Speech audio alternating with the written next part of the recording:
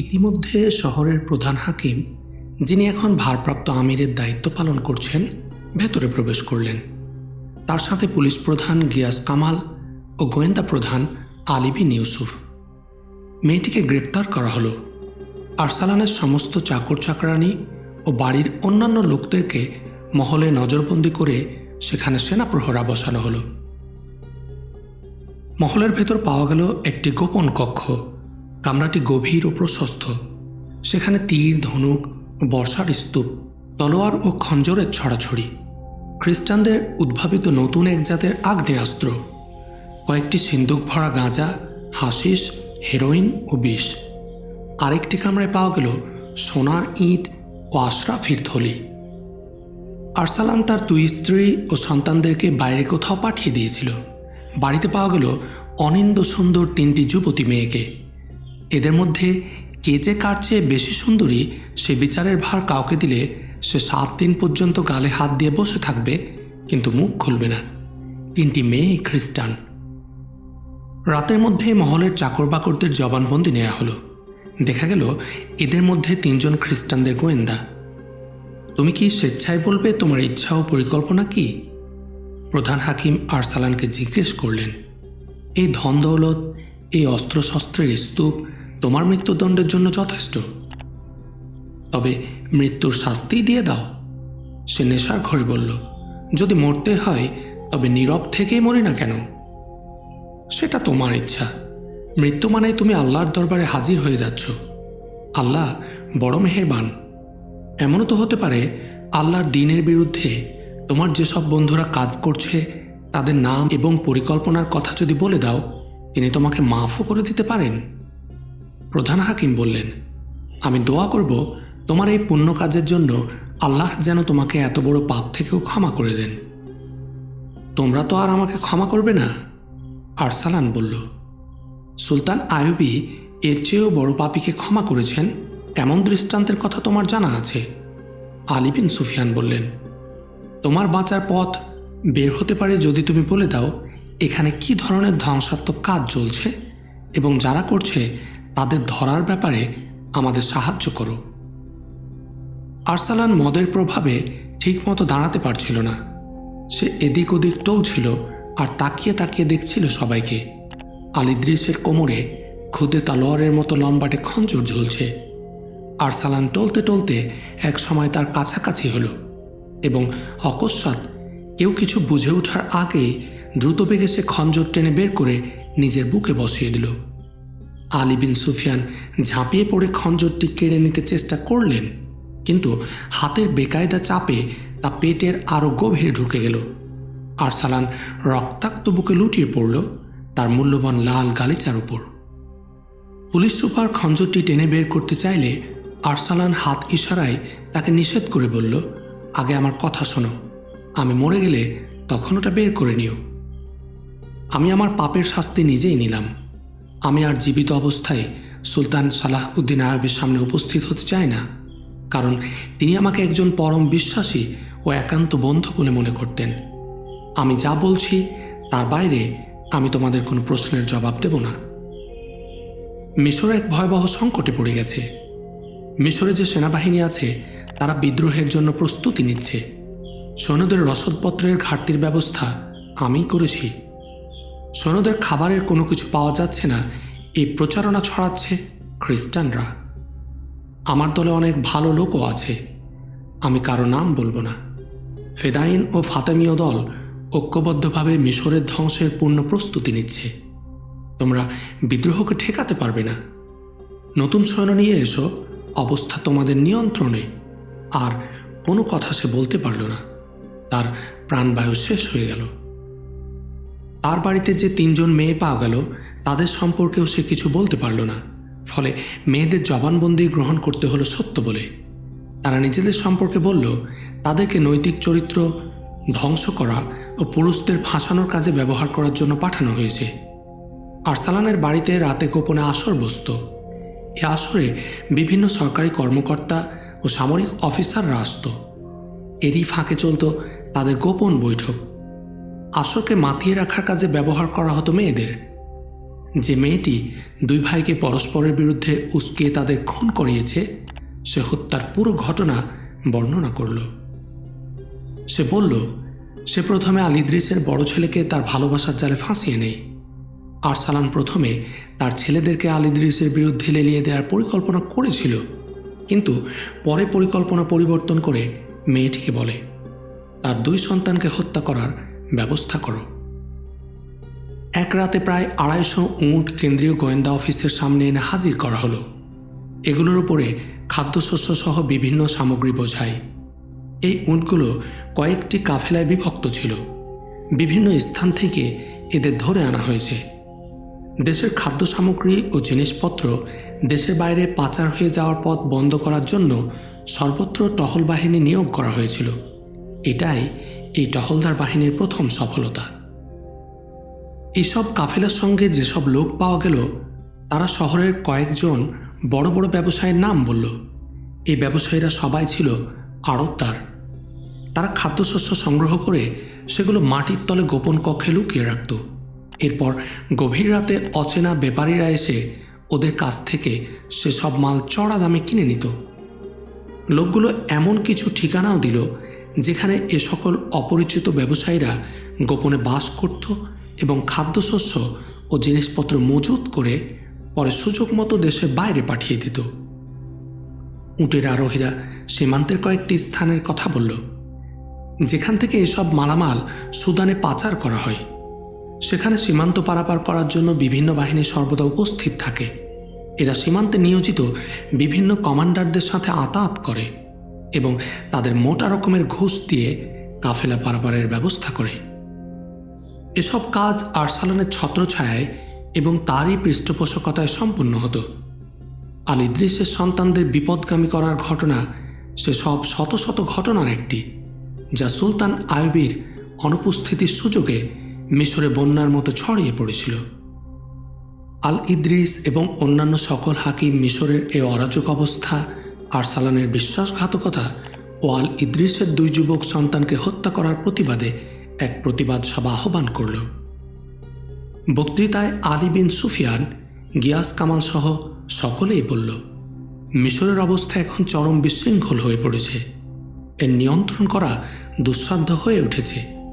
সবচেয়ে বড় কথা, মিশরে যদি বিদ্রোহ ছড়িয়ে পড়ে কিংবা ফাতেমি ও ফেদাইনরা যদি প্রভাবশালী লোকদের হত্যা করতে শুরু করে তবে এর দায় দায়িত্ব আমাদের ঘাড়েই পড়বে। এ ধরনের ঘটনা ঘটে যাওয়ার আগে সমস্ত পরিস্থিতি সুলতান আইয়ুবীকে অবগত করানো উচিত। সুলতানকে অনুরোধ করা দরকার যেন তিনি কারো উপর যুদ্ধের দায়িত্ব ন্যস্ত করে কায়রো চলে আসেন।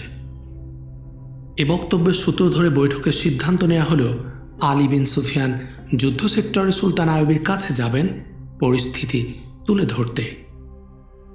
ক্রাক অবরোধের 2 মাস অতিবাহিত হয়ে গেল।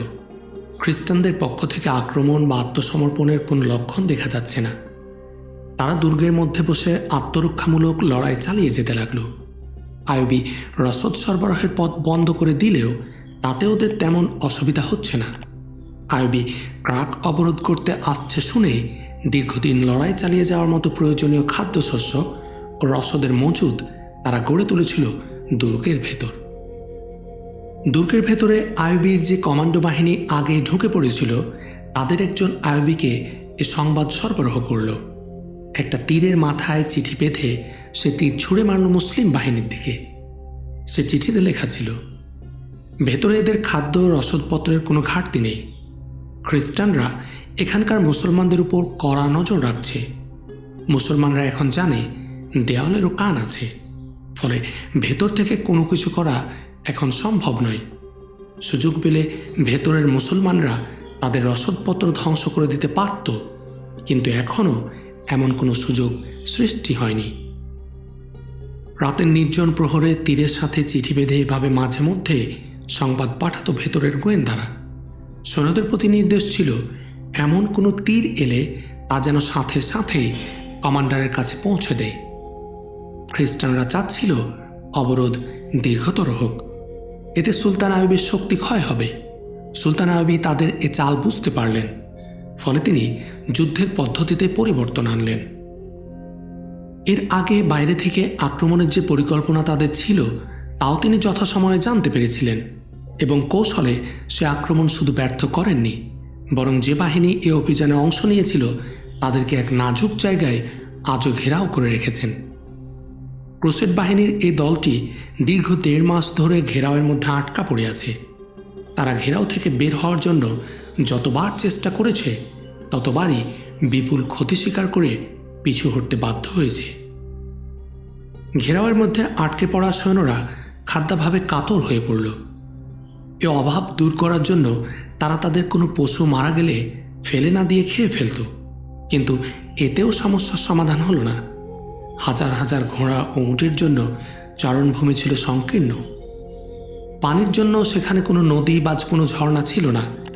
3-4টি নালা ছিল পানি পাওয়ার একমাত্র সম্বল, তাই কদিন ব্যবহারের ফলে শুকিয়ে গেল। এসব দেখে আটকে পড়া সৈন্যদের মধ্যে হতাশা ও নৈরাশ্যের মেঘ জমতে শুরু করল। এর সাথে দেখা দিল আরেক নতুন বিপদ। রাতের বেলা মুসলিম কমান্ডোরা অতর্কিত আক্রমণ চালিয়ে তাদের ব্যাপক ক্ষতি করতে শুরু করল। কয়েকদিনের মধ্যেই এ সেনাবাহিনীর সৈন্য সংখ্যা অর্ধেক হয়ে গেল। খেতে না পেয়ে তাদের পশুগুলো দুর্বল হয়ে পড়ল। এ বাহিনীর প্রধান রিমান্ড প্রচণ্ড অশান্তি ও অস্থিরতার মধ্যে সাহায্যের জন্য অপেক্ষা করছিল। একই অশান্তি ও অস্থিরতা নিয়ে অপেক্ষা করছিল বাহিনীর অন্যান্য সদস্যরাও। কখন মিত্ররা এসে সুলতান আইয়ুবীর বেষ্টনী থেকে বের করে নেবে তাদের, এ আশায় তারা সকাল থেকে সন্ধ্যা পর্যন্ত অপেক্ষা করে, কিন্তু এ অপেক্ষা তাদেরকে হতাশা ছাড়া আর কিছুই দেয় না। সুলতান আইয়ুবী ইচ্ছা করলে চারদিক থেকে আক্রমণ করে তাদের নিশ্চিহ্ন করে দিতে পারতেন, কিন্তু আইয়ুবী তা করলেন না। ফাঁদে পড়া ইঁদুর মারার ব্যাপারে তার কোনো তাড়াহুড়ো নেই। তার চিন্তা দুর্গ জয়ের পথে যারা অবিরাম প্রতিরোধ সৃষ্টি করেছে তাদের নিয়ে। এতে অবশ্য তারও ক্ষতি হচ্ছিল। নিজের বাহিনীর সৈন্যদের ব্যস্ত রাখতে হচ্ছিল তাদের পাহারায়। তিনি রিজার্ভ সৈন্যদের নিয়ে চিন্তা করলেন। দুর্গটি ভাঙার কাজে তিনি তাদের ব্যবহার করবেন। তিনি অবরোধ আর বেশি দিন দীর্ঘ করতে চান না। সে সময় যুদ্ধে বছরের পর বছর অবরোধ দীর্ঘ করার রেওয়াজ ছিল, কিন্তু এ কৌশল তার পছন্দ ছিল না। সুলতান আইয়ুবী কোনো রাজ্য লোলুপ সেনাপতি ছিলেন না। তিনি কখনো কোনো দেশের রাজধানী অবরোধ করে শহর কর্তৃপক্ষকে এ কথা বলেননি যে এত পরিমাণ সোনা, হীরা, জহরত, এত হাজার ঘোড়া ও এতগুলো নারী এনে দাও, আমি অবরোধ উঠিয়ে নিয়ে চলে যাব। সুলতান আইয়ুবী ছিলেন এক মর্দে মুজাহিদ। ইসলামকে বিজয়ী দিন হিসেবে প্রতিষ্ঠা করার জন্য অস্ত্র হাতে নিয়েছিলেন তিনি। আরবের মাটি থেকে ইসলাম বিরোধী সকল চক্রান্ত ও ষড়যন্ত্র নির্মূল করার জন্য ঝলসে উঠত তার তলোয়ার। তিনি যা বিশ্বাস করতেন জনগণের সামনে তা অত্যন্ত খোলামেলা ও পরিষ্কারভাবে তুলে ধরতেন। তিনি যা করতে চাইতেন তাই তিনি বলতেন, আর যা তিনি বলতেন তাই করতেন। সবসময় কথা ও কাজের স্বচ্ছতা বজায় ছিল তার নীতি। এ ব্যাপারে তার কোনো দ্বিধা সংকোচ ছিল না বলে জনগণও তার উপর পূর্ণ আস্থা ও বিশ্বাস রাখত, তাকে পছন্দ করত এবং ভালোবাসত। তিনি বলতেন, এই আরব ভূমিতে মহানবী সাল্লাল্লাহু আলাইহি সাল্লাম ইসলামের যে আলো জ্বেলেছিলেন সে আলো কেবল আরবের সীমাবদ্ধ থাকেনি, বিশ্বের দিক দিগন্তে ছড়িয়ে পড়েছে। আজ সে আরবের পবিত্র ভূমিতে বিকৃত হয়ে পড়েছে ইসলাম। ইহুদি ও খ্রিস্টানরা ইসলামের আলো নিভিয়ে দেওয়ার জন্য একের পর এক ষড়যন্ত্র করে যাচ্ছে, অত্যাচার চালাচ্ছে মুসলমানদের উপর। এ অবস্থা কিছুতেই চলতে দেয়া যায় না। রাসূল যেমন এক হাতে কোরআন নিয়েছিলেন সত্যের আলো ছড়িয়ে দেওয়ার জন্য এবং অন্য হাতে অন্যায় ও অসত্যকে নির্মূল করার জন্য তুলে নিয়েছিলেন অস্ত্র, সেই পথই মুসলমানের চলার পথ। যারা রাসূলের এই সুন্নতকে অস্বীকার করে অন্য কোনো তরিকা গ্রহণ করবে, তাদের সাহায্য সহযোগিতা করা কোনো মুসলমানের জন্য জায়েজ হতে পারে না। তিনি সময়ের গুরুত্ব দিতেন সবচেয়ে বেশি। বলতেন, মানুষের জীবন বড়ই সংক্ষিপ্ত। কোনো মহান কাজ আঞ্জাম দেওয়ার জন্য নির্ধারিত হায়াতের বেশি সময় কেউ পাবে না। তাই আমার স্বপ্ন বাস্তবায়নের কাজ আমি অল্প সময়ে শেষ করতে চাই। প্রতিটি মুহূর্তকে আমি চাই প্রজ্ঞার সাথে এ কাজে ব্যয় করতে। তিনি বলতেন, আমার এ সংগ্রাম কেবল ইহুদি ও খ্রিস্টানদের বিরুদ্ধেই নয়, সেই সব মুসলমান শাসকদের বিরুদ্ধেও যারা নিজেদের ক্ষমতা, অর্থ এবং প্রতিপত্তির লোভে এ মাটি বিধর্মীদের কাছে বিক্রি করতে শুরু করেছে। এ ব্যাপারে আমি অনড় এবং আপোষহীন, আর কেবলমাত্র আপোষহীনদেরই আমি আমার সঙ্গী হওয়ার আহ্বান জানাই। তিনি আরও বলতেন, আমার এ মনোভাবের ফলে খ্রিস্টানরা আমাকে মৌলবাদী বলে আখ্যায়িত করেছে। তারা এটাকে গালি হিসাবে ব্যবহার করতে চায়। এক শ্রেণীর মুসলমানও চায় আমি আপোষকামী হয়ে যাই, কিন্তু আমার পক্ষে তা কিছুতেই সম্ভব নয়। আমি বরং মৌলবাদী হতে গর্ববোধ করি, কারণ মৌলবাদী হওয়া মানে মূলের অনুগামী হওয়া, মূলের সাথে সম্পৃক্ত থাকা। মূল কেটে ফেললে বৃক্ষ বাঁচে না, মৌলবাদী না হলে মানবতা বাঁচে না। এ পৃথিবীর মূলে আছেন আল্লাহ। এ মূলের সাথে আমি সম্পর্ক ছিন্ন করতে পারি না। আমি আল্লাহকে আল্লাহ, রাসূল সাল্লাল্লাহু আলাইহি সাল্লামকে নেতা এবং ইসলামকে আমার জীবন বিধান মানি বলেই ওরা আমাকে মৌলবাদী বলছে। তার মানে ইসলামে যে মানুষের জন্য মৌলিক জীবন বিধান, তার সার্টিফিকেট তো ওরাই দিচ্ছে। ওরাই তো স্বীকার করছে পৃথিবীতে যত মতবাদ আছে তার মধ্যে একমাত্র ইসলামই মৌলিক। আমি মৌলবাদী, কারণ আমি এ মৌলিক সত্যের ধারক, বাহক। আর ওরা যার পিছনে ছুটে বেড়াচ্ছে তা অমৌলিক, অর্থাৎ ভেজালে পরিপূর্ণ। এভাবে আল্লাহ দুশমনদের মুখ দিয়ে ইসলামের শ্রেষ্ঠত্ব প্রতিষ্ঠিত করেন। তিনি আরও বলেন, কোনো ছেলে কি তার মাকে অস্বীকার করতে পারে? এ পৃথিবীর আলো বাতাসে আমি যা আসতে পেরেছি তার মূলে আছে আমার মা। মৌলবাদকে অস্বীকার করা মানে এই মাকে অস্বীকার করা, আর মায়ের স্নেহ মমতায় সিক্ত হওয়ার মানে মৌলবাদী হওয়া। আল্লাহর বান্দা মৌলবাদী না হলে হয় বেঈমান। সন্তান তার জন্মের মূল না জানলে হয় জারদ সন্তান। দেশের নাগরিক মৌলবাদী না হলে হয় দেশদ্রোহী। আমি এর কোনোটাই হতে চাই না। আমি আমার মাটি ও দেশের সাথে সম্পৃক্ত থেকে হতে চাই দেশপ্রেমিক। মায়ের স্নেহ মমতাকে ধারণ করে হতে চাই মানবতাবাদী। আল্লাহর গোলামি কবুল করে হতে চাই ঈমানদার। মৌলবাদী হওয়া মানে আল্লাহ ও রাসূলের সাথে সম্পৃক্ত থাকা, ইসলামের সাথে সম্পৃক্ত থাকা, মানবতার সাথে সম্পৃক্ত থাকা। ইসলামের যে মৌলিক বিধান আছে তাকে যে গ্রহণ করে তাকেই ওরা মৌলবাদী বলছে।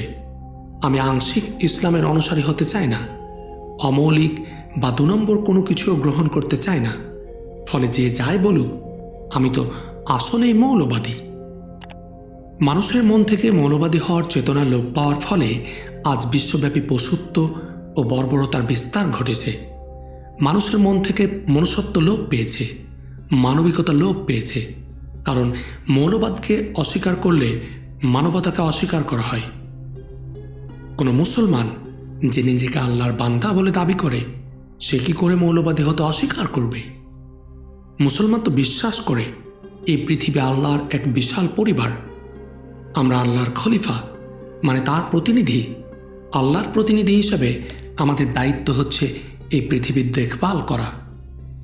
এই অনুভূতির কারণে আমরা কেবল নিজের মঙ্গলের কথা চিন্তা করি না কেবল আপনজনদের কথা, বরং আমরা কল্যাণ চাই বিশ্বের প্রতিটি মানুষের, কল্যাণ চাই সমগ্র সৃষ্টিকুলের। কারণ এ সবই আল্লাহর এবং আল্লাহর সৃষ্টিকুলের রক্ষণাবেক্ষণের দায়িত্ব প্রতিনিধি হিসেবে আমাদের। আল্লাহই আমাদের জানিয়েছেন এ পৃথিবীতে তিনি যা কিছু সৃষ্টি করেছেন এর সব কিছুই সৃষ্টি করা হয়েছে কেবলমাত্র মানুষের জন্যে। তিনি আরও জানিয়েছেন আর এই মানুষকে সৃষ্টি করা হয়েছে শুধুমাত্র তার ইবাদত করার জন্য। আল্লাহর ইবাদত মানে কেবল নামাজ রোজা নয়। আল্লাহর ইবাদত মানে আল্লাহর খলিফার দায়িত্ব পালন করা, তার সৃষ্টির সেবা করা, রক্ষণাবেক্ষণ করা। যেখানে এর ব্যতিক্রম ঘটে সেখানে বিপর্যয় দেখা দেয়। যেখানে অশান্তির সৃষ্টি হয়, সৃষ্টি জগতের শান্তির স্বার্থে আল্লাহর বিধানকে আমাদের পরিপূর্ণভাবে আঁকড়ে ধরতে হবে। তাহলে আর কোথাও অশান্তি থাকবে না, অনৈক্য থাকবে না, অসাম্য থাকবে না। আল্লাহর মনোনীত এই একমাত্র দিন ইসলাম ছাড়া আর যত মতবাদ সবই অমৌলিক, বিভ্রান্ত বা খণ্ডিত মতবাদ। ইসলামের সৌন্দর্য ধার করে পরগাছার মতো টিকে থাকা তারা। তা যারা চায় না তারাই মৌলবাদী, এবং আমি এ মৌলবাদী হয়ে চিরদিন বেঁচে থাকতে চাই। যাদের মনে চেতনা ও বিশ্বাস নেই, মানবতার কল্যাণের কোনো চিন্তা করার দায় তার নেই, তাদের পক্ষে আত্মসুখে বিভোর হয় স্বাভাবিক। খাও দাও, ফুর্তি করো, দুনিয়াটা মস্ত বড় বলে পৃথিবীর যতটুকু পারে নিজের ভাগে নেওয়ার জন্য ব্যস্ত থাকে তারা। অন্যের জন্য ভাববার কি দায় ঠেকেছে তাদের? তাই যেখানে ইসলাম নেই সেখানে মানবতা নেই, যেখানে মানবতা নেই সেখানে মৌলবাদ নেই। মৌলবাদ থাকলে ইসলাম থাকবে, ইসলাম থাকলে মানবতা থাকবে। মৌলবাদ, ইসলাম, মানবতা বৃহত্তর অর্থে এক এবং অভিন্ন চেতনার নাম। এক রাতে তিনি গভীর চিন্তায় মগ্ন। কি করে দুর্গে প্রবেশ করা যায় ভাবছিলেন তিনি। অদ্ভুত সব চিন্তা এসে মাথায় ভর করছিল। একবার ভাবলেন মাটির নিচ দিয়ে সুড়ঙ্গ খনন করে দুর্গে প্রবেশ করলে কেমন হয়। আবার ভাবলেন যদি অবরোধ উঠিয়ে সরে পড়ি এবং পরে পিছন দিক দিয়ে ঘুরে এসে অতর্কিতে হামলা করি। তিনি যখন এমনই সব ভাবনা রাজ্যে ঘুরে বেড়াচ্ছিলেন, তাঁবুতে প্রবেশ করলেন আলী বিন সুফিয়ান। তাকে দেখে সুলতান আইয়ুবী খুশি না হয়ে আরও ঘাবড়ে গেলেন, কারণ আগেই খবর পেয়েছিলেন মিশরের অবস্থা আশঙ্কাজনক। সুলতান আইয়ুবী মুখে বিষণ্ণ ভাব নিয়ে আলী বিন সুফিয়ানের সাথে কোলাকুলি করলেন এবং বললেন, তুমি আমার কাছে নিশ্চয়ই কোনো সুসংবাদ বহন করে আনোনি। সবটাই অমঙ্গলের নয়, আলী বিন সুফিয়ান বললেন, কিন্তু সুসংবাদও কিছু নেই। তিনি সুলতান আইয়ুবীর কাছে মিশরের অবস্থা বলা শুরু করলেন, কোনো কথাই গোপন করলেন না। আলী বিন সুফিয়ানের কাছে আরসালানের বিশ্বাসঘাতকতার কথা ও আল ইদ্রিসের 2 যুবক ছেলের মৃত্যুর করুণ কাহিনী শুনে সুলতানের চোখে অশ্রু নেমে এলো। যদি আরসালান মরে না যেত তবে তার বিশ্বাসঘাতকতার কথা সুলতান আইয়ুবী কখনো বিশ্বাস করতেন না। আলীর কথা শুনে তার মনে পড়ল আগেও তার 2 বন্ধু এমনইভাবে বিশ্বাসঘাতকতা করেছিল। যদি আরসালান আরও কিছুক্ষণ বেঁচে থাকত তবে সে আরও গোপন রহস্য প্রকাশ করতে পারত। আলী বিন সুফিয়ান বললেন, তার শেষ বাক্য যা সে পূর্ণ করে যেতে পারেনি তাতে স্পষ্ট বোঝা যায় মিশরে বিদ্রোহ আসন্ন প্রায়। মিশরে আমাদের যে সৈন্য আছে তাদেরকে মানসিক ও চারিত্রিক দিক থেকে পঙ্গু করে ফেলা হয়েছে। আমার গোয়েন্দা বিভাগ বলেছে কমান্ডাররা পর্যন্ত ভুল ধারণা ও অশান্তির শিকার হয়েছে। সেনাবাহিনীর রেশন কমিয়ে দিয়ে তাদেরকে আরও অস্থির করে তোলা হয়েছে। যে সমস্ত খাদ্যশস্য সৈন্যদের জন্য পাঠানো হচ্ছে তা পাচার করে অর্থ আত্মসাৎ করছে এক শ্রেণীর দুর্নীতিবাজ কর্মচারী। এইভাবে শত্রুরা ষড়যন্ত্র পূর্ণ করে আনতে চাইছে। শত্রুদের ষড়যন্ত্র সেই দেশে সফল হয় যে দেশের প্রশাসন যন্ত্রের কিছু লোক শত্রুদের সাথে গোপন যোগ সাজস রাখে। সুলতান আইয়ুবী বললেন, যদি আমার এক ভাই শত্রুদের সহকর্মী হয়ে যায় তবে আমরা শত্রুদের কিভাবে মোকাবেলা করতে পারি?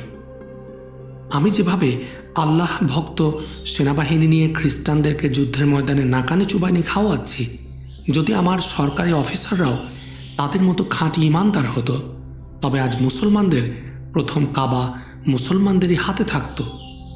আমাদের আজান আজ ইউরোপের গির্জাতে ধ্বনিত হতো। কিন্তু এসব দুর্নীতিপরায়ণ অফিসারদের কারণে আমি মিশরে বন্দী হয়ে রইলাম।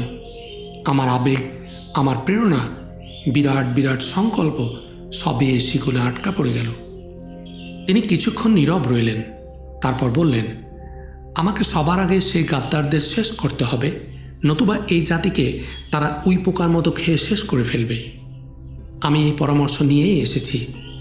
যদি যুদ্ধক্ষেত্র আপনাকে পারমিশন দেয় তবে দয়া করে মিশর চলুন। আলী বিন সুফিয়ান বললেন, আলী, আমি বাস্তবতাকে উপেক্ষা করতে পারি না। সুলতান আইয়ুবী বললেন, কিন্তু আমার আফসোস, আমার হাত যখন খ্রিস্টানদের ঘাড় পর্যন্ত পৌঁছে গেছে তখন তাদের মুক্ত করার জন্য এগিয়ে এসেছে আমারই জাতির ভাইরা। আলী, যদি আমি ইসলামের শত্রুদের সাথে বন্ধুত্বকারী মুসলমানদেরকে এখনই শেষ না করি তবে এই উই পোকা আর কখনো শেষ হবে না। আমাদের ইতিহাসকে এই গাদ্দার দল চিরদিনের জন্য লজ্জিত করবে। জাতির মধ্যে সব কালেই এই গাদ্দার দল সক্রিয় ও বর্তমান থাকবে। যারা আল্লাহর দ্বীন ও ও রাসূল সাল্লাল্লাহু আলাইহি সাল্লামের শত্রুদের সাথে বন্ধুত্ব করে ইসলামের মূল কেটে শেষ করবে। তিনি জিজ্ঞেস করলেন, সুদানের যুদ্ধক্ষেত্রের খবর কি? আমি তকিউদ্দিনকে সংবাদ পাঠিয়েছি যুদ্ধ গুটিয়ে আনতে। মিশরে কেউ জানে না আপনি এমন আদেশ দান করেছেন। গভীর রাত পর্যন্ত আলীর সাথে আলাপ করলেন তিনি। মাঝরাতের একটু পর আলীকে বিদায় দিলেন সুলতান। কামরা থেকে আলী বেরিয়ে যেতে সুলতান আইয়ুবী গার্ডকে ডাকলেন, বললেন, কাতিবকে জলদি ডেকে আনো। কাতিব কাগজ কলম সঙ্গে করে তাঁবুতে প্রবেশ করল। সুলতান আইয়ুবী বললেন, লেখো। মোহতারাম নুরুদ্দিন জঙ্গি। তিনি যখন চিঠি শেষ করলেন তখন রাত প্রায় শেষ।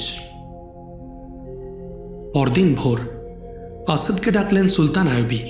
তাকে বললেন, প্রত্যেক স্টেশনে তোমার জন্য নতুন সজ্জিত ঘোড়া প্রস্তুত থাকবে। ক্লান্ত ঘোড়া রেখে নতুন ঘোড়া বদলাতে যে সময়টুকু লাগবে তার বেশি কোথাও থামবে না। কোনো বিশ্রামের সুযোগ নেই। আহার করবে ঘোড়ার পিঠে বসে। কোথাও যেন ঘোড়ার গতি শ্লথ না হয়ে পড়ে। যদি গভীর রাতেও তুমি বাগদাদ গিয়ে পৌঁছো, সঙ্গে সঙ্গে নুরুদ্দিন জঙ্গির সামনে গিয়ে হাজির হবে। তিনি ঘুমিয়ে থাকলে দারোয়ানকে বলবে জাগিয়ে দিতে। যদি সুলতান নুরুদ্দিন জঙ্গি রাগ করেন, বলবে সালাহউদ্দিন আইয়ুবী বলেছেন আমরা সবাই জেগে আছি। গতরাতের লেখা চিঠি নিয়ে কসেদ ছুটল বাগদাদের দিকে। কোনো জায়গায় না থেমে পরের রাতের শেষ প্রহরে গিয়ে সুলতান নুরুদ্দিন জঙ্গির ঠিকানায় পৌঁছে দিল সে চিঠি। কসেদ যখন নুরুদ্দিন জঙ্গির দরজায় গিয়ে উপস্থিত হল, রক্ষী বাহিনী তাকে থামিয়ে দিয়ে বলল, চিঠি খুব ভোরে তার কাছে পৌঁছাবে। কসেদ পথে কয়েকবার ঘোড়া বদলালেও এক চুমুক পানি পান করার জন্য কোথাও থামেনি। পরপর 2টি রাত জাগা এবং ক্ষুদ পিপাসায় তার অবস্থা এখন মরার মতো। সে কিছু বলতে চাইল, কিন্তু শুকনো খড়খড়ে গলা দিয়ে কোনো আওয়াজ বের হলো না। নিজের পায়ে দাঁড়িয়ে থাকা শক্তিও তার লোপ পেল। সে ওখানে বসে পড়ে ইশারায় বলল, এটা খুব জরুরি চিঠি। সুলতান নুরুদ্দিন জঙ্গিও সুলতান আইয়ুবীর মতো কিছু বিশ্বস্ত বিচক্ষণ অফিসার এবং বডিগার্ড রাখতেন, যারা জরুরি অবস্থা বুঝতে পারে এবং গুরুত্ব অনুযায়ী পদক্ষেপ নিতে পারে। প্রয়োজন মনে করলে তার ঘুম ও বিশ্রামের চিন্তা না করে তাকে যে কোনো সময় ডেকে দেওয়ার অনুমতি ছিল তাদের। কসেদের এমন করুণ অবস্থা দেখে একজন বডিগার্ড ভেতরে গিয়ে নুরুদ্দিন জঙ্গির শয়ন কক্ষের দরজায় খটখট শব্দ করল। নুরুদ্দিন জঙ্গি বাইরে এসে কসেদকে দেখে চিঠি সহ তাকে ভেতরে নিয়ে গেলেন। কসেদ ভেতরে প্রবেশ করে পড়ে গেল। সুলতান জঙ্গি তার চাকর বাকরকে ডেকে কসেদের সেবা শুশ্রূষার জন্য তাদের হাতে ছেড়ে দিয়ে চিঠি পড়া শুরু করলেন। সুলতান সালাহউদ্দিন আইয়ুবী লিখেছেন, মোহতারাম নুরুদ্দিন জঙ্গি, আপনার উপরে আল্লাহর রহমত বর্ষিত হোক। আমার চিঠি আপনাকে খুশি করতে পারবে না, কিন্তু খুশি ও সান্ত্বনার বিষয় শুধু এই যে আমি এখন আশা ছাড়িনি, আপনার সঙ্গে চুক্তির বিষয় পূর্ণ করছি। আপনি আমার কাছে শুভাগমন করলে আপনাকে বিস্তারিত জানাব। আমি ক্রাক দুর্গ অবরোধ করে রেখেছি। এখনো বিজয় আসেনি, তবে এতটুকু সাফল্য লাভ করেছি যে খ্রিস্টানদের এক বিরাট সৈন্যদল সম্রাট রিমান্ডের নেতৃত্বে বাইরে থেকে আমাদের উপর আক্রমণ চালিয়েছিল। আমি তাদেরকে নিরাপদ আবেষ্টনীর মধ্যে আটকে রেখেছি। এ পর্যন্ত তাদের অর্ধেক সৈন্য শেষ হয়ে গেছে। ওদের ক্ষুধার্ত সৈন্যরা এখন ঘোড়া ও উট খেয়ে জীবন ধারণ করছে। আমি সেনাপতি রিমান্ডকে জীবিত বন্দী করার চেষ্টায় আছি, কিন্তু ক্রাকের অবরোধ দীর্ঘ হতে চলেছে। দুর্গের অভ্যন্তরে খ্রিস্টানদের অবস্থা যথেষ্ট মজবুত। আমি সফলতার জন্য কিছু পদ্ধতি ও কৌশল চিন্তা করেছি। আমার আশা আছে আমার নিবেদিত প্রাণ মুজাহিদরা দুর্গের পতন ঘটাবেই। তারা যে যজমা নিয়ে লড়াই করছে তা দেখলে আপনি আশ্চর্য হয়ে যাবেন। কিন্তু আমার ভাই তকিউদ্দিন সুদানের রণাঙ্গনে ব্যর্থ হতে চলেছে। তার ভুল একটাই, সে মরুভূমিতে তার সৈন্যদের ছড়িয়ে দিয়ে এখন দিশেহারা হয়ে সাহায্য চেয়ে পাঠিয়েছে।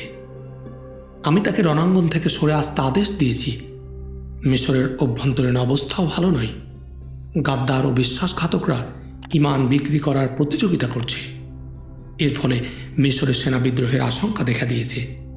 সেনা বিদ্রোহ ঘটলে খ্রিস্টানদের আক্রমণের পথ সুগম হবে। আলী বিন সুফিয়ানকে আপনি ভালো মতো জানেন। সে নিজেই আমার কাছে এসেছে। আমি তার পরামর্শকে উপেক্ষা করতে পারছি না। তার পরামর্শ আমি মিশরে ফিরে যাই। এখন আমি কি মিশর চলে যাব? মুহতারাম, আমি এখন ক্রাক থেকে অবরোধ উঠাতে পারছি না।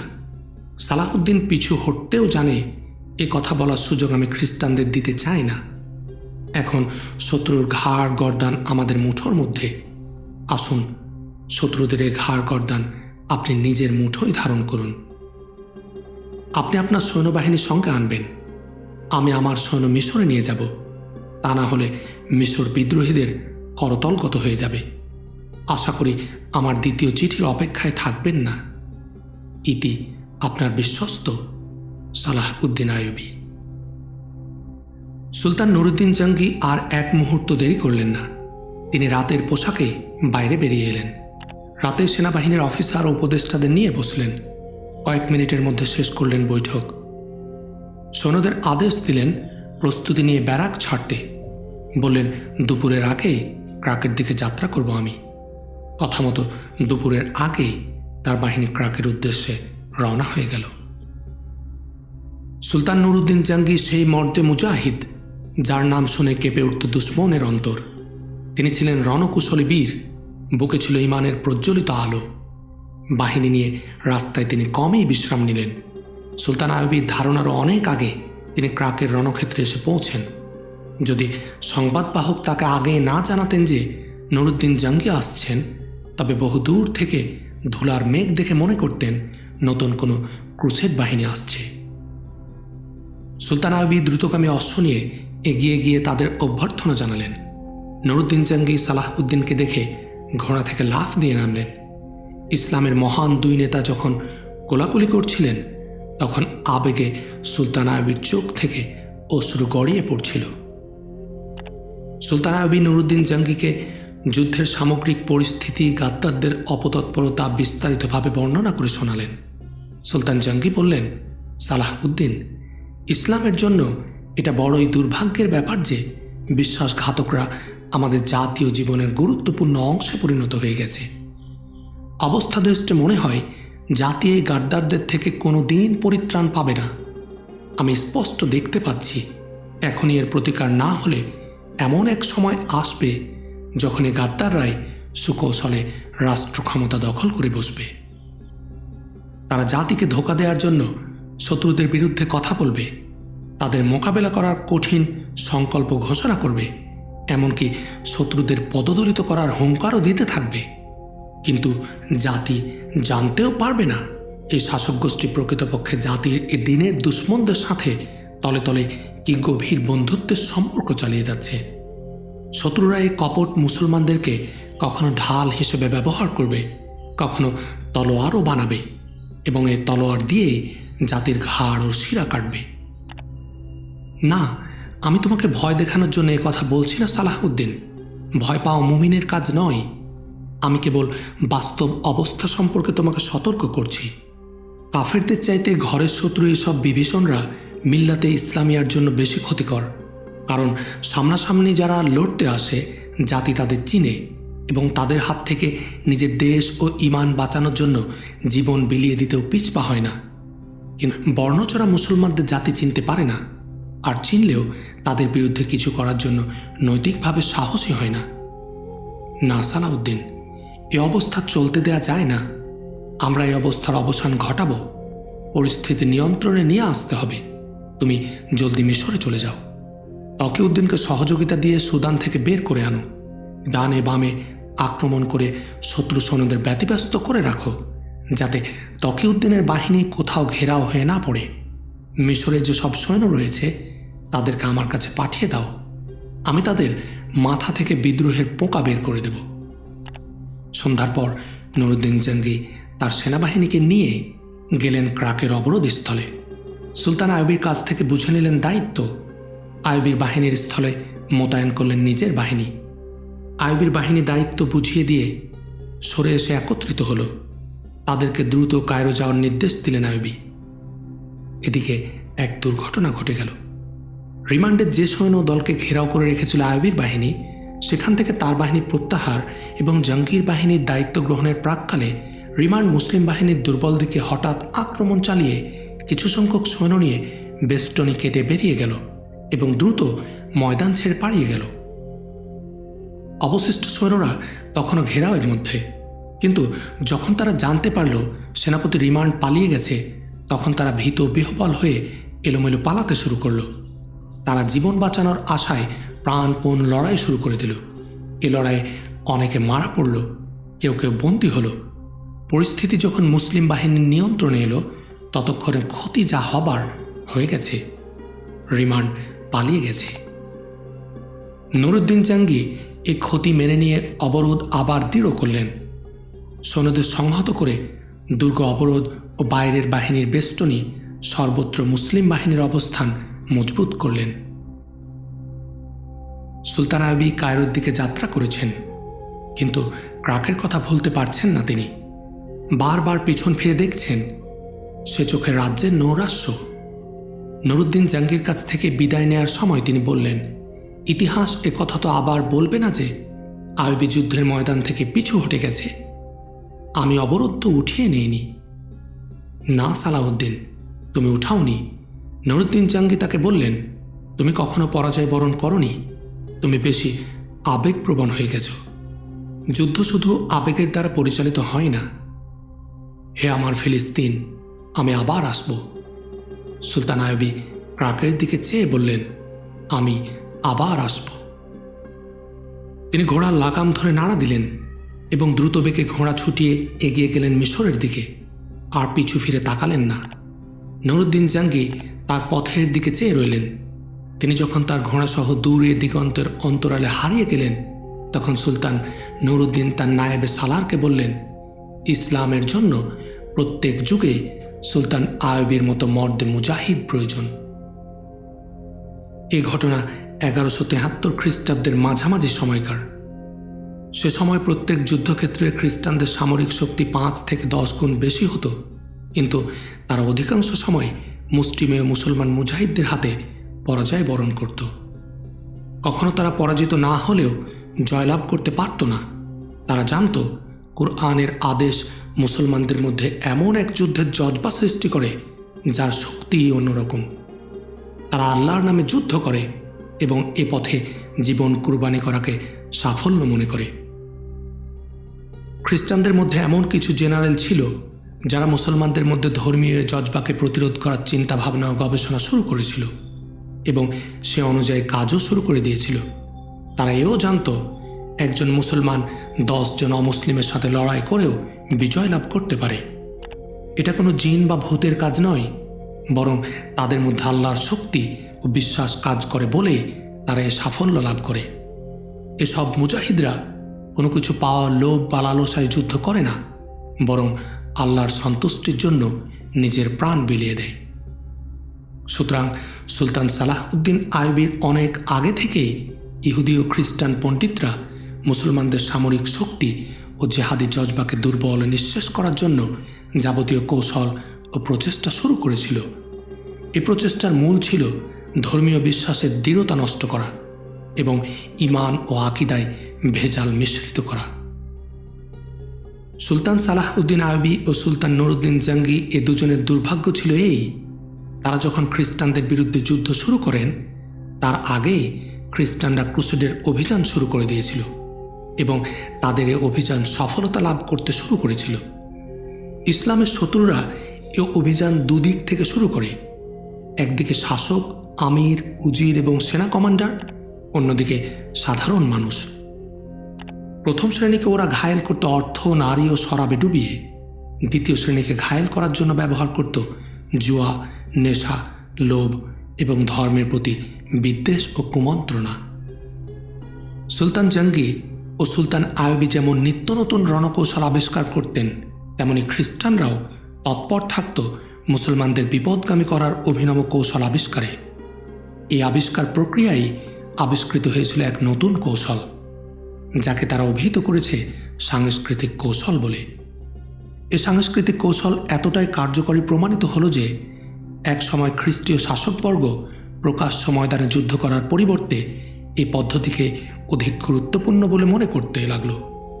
তারা এই দর্শনের সমর্থক হয়ে গেল যে যুদ্ধ এমন পদ্ধতিতে করো যেন মুসলমানদের যুদ্ধ করার জজবা ও আবেগ নষ্ট হয়ে যায়, তাদের ধর্মীয় অনুভূতিতে প্রবল আক্রমণ চালাও এবং তাদের মনে এমন সন্দেহ সৃষ্টি করে দাও যাতে মুসলমানরা তাদের ধর্মভীরুদেরকে ঘৃণা করে এবং মুজাহিদদেরকে যুদ্ধবাজ বলে ভাবতে বাধ্য হয়।